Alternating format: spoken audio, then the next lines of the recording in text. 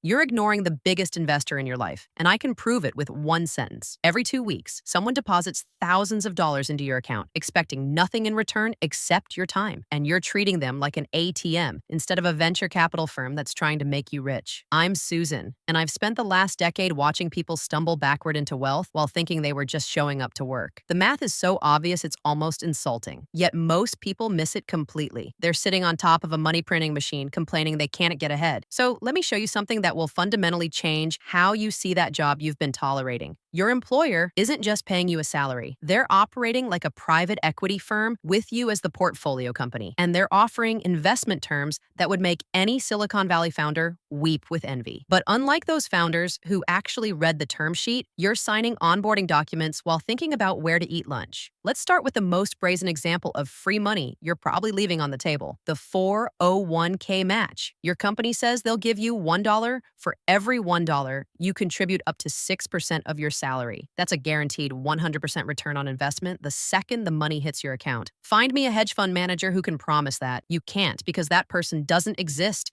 and would be arrested for lying if they tried. But here's what kills me. Roughly 1/3 of employees who have access to a 401k match don't contribute enough to get the full amount. They're literally saying no to 100% ROI because they feel like they can't afford to invest right now. That's like turning down a vendor who wants to pay you double for your product because you're too busy trying to make money. The logic is backwards. Now, if you're sitting there thinking, well, Susan, I can barely pay my rent. How am I supposed to contribute 6%? I hear you, and we'll address that. But first, you need to understand what you're actually doing when you skip the match. You're not just missing extra money, you're refusing a capital injection from an investor trying to fund your escape plan. Let me put it in business terms. Imagine you start a company and an investor approaches you and says, for every dollar of your own money you put in, I'll add $1 of mine. No equity, no board seat, just free money. You'd sign that deal so fast the pen would catch fire. That's what the 401k match is, and you're ghosting the investor. But it gets better or worse, depending on whether you've been paying attention. The health savings account might be the greatest legal tax loophole in the American financial system, and almost nobody uses it correctly. Money goes in pre-tax,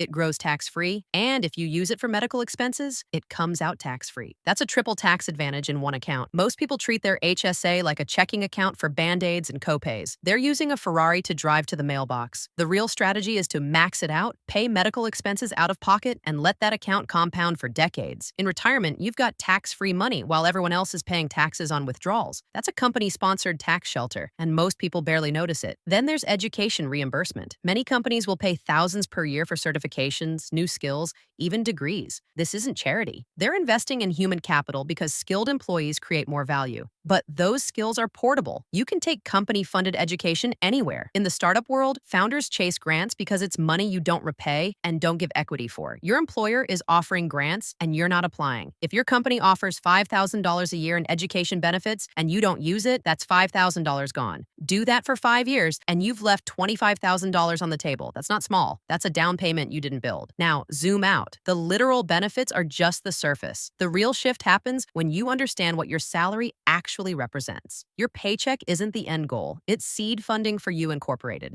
Every successful business needs capital before it can generate real returns. Real estate investors need down payments. Index fund investors need principal to compound. Entrepreneurs need runway to build. Where does that capital come from? For most people, it comes from their salary. Your 9 to 5 isn't the investment, it's the investor. When you reframe it this way, everything shifts. You stop seeing your job as a soul-crushing obligation and start seeing it as a strategic partnership. They're funding your real wealth-building activities. The salary they pay you on Friday is the same money that buys your rental property or your index funds on Monday. They're a capital partner whether they realize it or not. This is why the people who get ahead aren't the ones who quit their jobs chasing passive income with zero runway. They're the ones who use their jobs strategically. They maximize every benefit, extract every dollar of match, claim every reimbursement, and then deploy that capital into real assets. Most people do the opposite. They treat their salary as spending money, ignore the benefits because paperwork is boring, and then wonder why they're not building wealth. You're running a business that refuses investment capital and rejects grants. Of course, you're not scaling. The real issue is that most people treat their employer like an ATM instead of a venture capital firm. They show up, collect base pay, and ignore the rest of the deal. Let's put numbers to it. The average employer benefits package is worth around 30%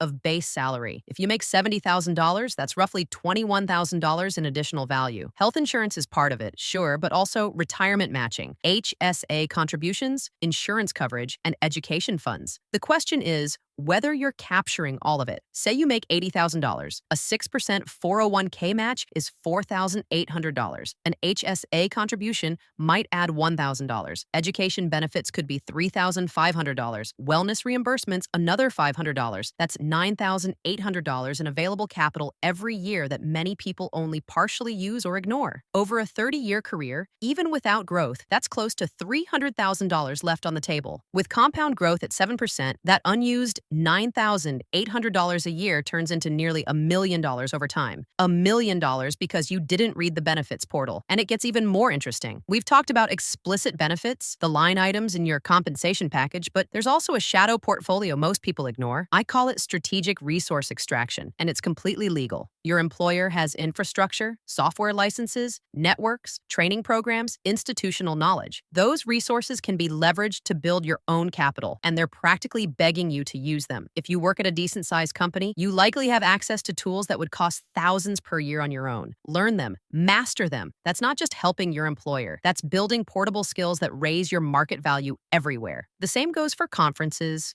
industry events, and training sessions. Attend them, not just to be a good employee, but to build social capital. Every person you meet is a potential future opportunity. You're networking on company time with company money. That's funded business development. Then there's time arbitrage. Most salaried jobs have inefficiencies, unnecessary meetings, slow processes, downtime between projects. The amateur wastes that time. The professional uses it. Research investments. Take courses, plan a side project, develop new skills. If you can finish your responsibilities in 35 hours but get paid for 40, those extra hours are opportunity. That's not time theft. That's optimization. But the deepest layer is what salary really buys beyond money: credibility, stability, and optionality. Credibility means institutional validation. Steady employment helps you qualify for mortgages, credit, leases, and leverage. Stability creates runway. A predictable paycheck allows you to invest, take calculated risks, and build on the side without fear. And optionality is the real prize. Every year you stay employed and invest, you're buying choices. The option to switch careers, go part-time, take a sabbatical, or walk away from something toxic because your assets can cover your life. Most people think freedom comes from escaping the 9-to-5. That's backwards. Freedom comes from using the 9-to-5 to build enough assets that the 9-to-5 becomes optional. That's the game. When people say they want to quit and be free, what they really want is optionality without building the foundation. They want the exit before executing the strategy. That's not freedom. That's unemployment with better marketing. The smarter move is different. You stay in the game. You extract maximum value from every benefit, every match, every reimbursement. You deploy your salary into income-producing assets. You build skills on company time. You leverage company resources to increase your market value. And you do it while maintaining the credibility and stability that make aggressive wealth building possible. You're not working for them. They're funding you. This isn't theory. This is execution. Year 1, you make $65,000. You max the 401k match, fund the HSA, use tuition reimbursement for a certification that increases your value. You don't spend your salary first. You invest first and live on what's left. Maybe you only save $4,000 in taxable cash that year, which feels small, but you actually moved $15,000 into tax-advantaged accounts and skill development. You're building infrastructure. By year 3, you get promoted because of that certification. Now you're making $80,000. You keep your lifestyle mostly flat. Maybe you upgrade your mattress and replace your old phone, but you don't move into a luxury apartment or finance a new car. That gap creates leverage. Now you're saving $12,000 a year in taxable accounts on top of retirement contributions. You're not rich, but you're liquid. And liquidity is opportunity. The trap at this stage is lifestyle creep. The raise blends into your checking account. You eat out more, upgrade the car, buy things you don't need because you feel wealthier. The fix is simple. The moment the raise hits, redirect it. Automate it. Don't let it sit in checking. Don't let it mix with spending money. The second it blends in, it disappears. You're not depriving yourself. You're protecting future you from present-day spending habits. Automation is the difference between people who build wealth and people who only talk about it. Year 5, you've been watching the real estate market. A small condo shows up during a downturn. It's undervalued because it needs cosmetic work. You've got $35,000 saved. You put 20% down, finance the rest at a good rate because your employment makes you creditworthy, and you rent it out. The rent covers the mortgage plus a little extra. You just bought an asset using the credibility your job provided, and it's paying for itself. Your job didn't buy the property. Your job made it possible. By year 7, the condo has appreciated. You've made extra payments using raises while keeping lifestyle creep in check. Now you've got $80,000 in equity. You open a line of credit against it and buy a second property. 2 rentals. Your W-2 income is still your stability, but your net worth is compounding independently. The salary is the fuel, the assets are the engine. If you want to accelerate, you stop acting like a loyal employee and start acting like a business negotiating terms. Every job switch is a new funding round for you, Inc. You renegotiate your valuation. Staying at one company for decades without renegotiation often means leaving money on the table. When you switch, you might get a signing bonus, higher salary, better benefits. That's more capital. By year 10, your 401k has been compounding with consistent contributions and match. Maybe it's over $200,000.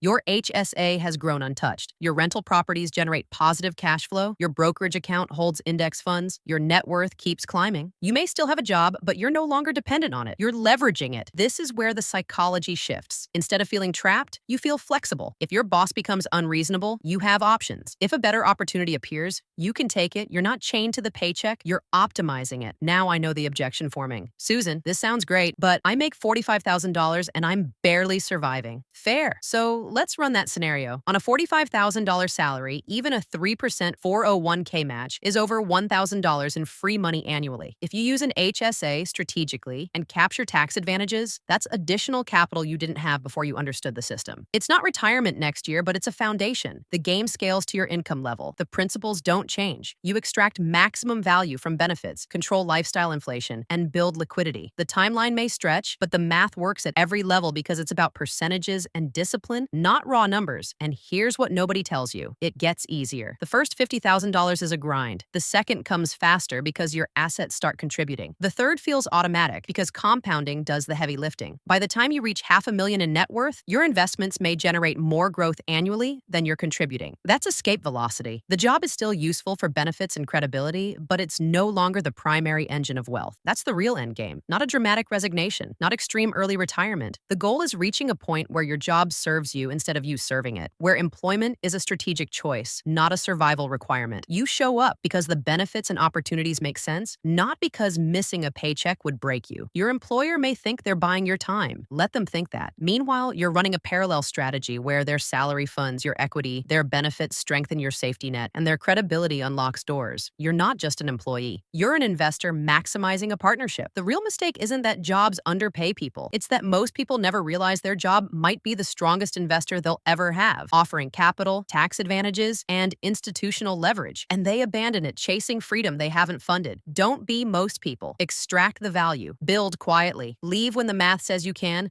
not when your emotions do.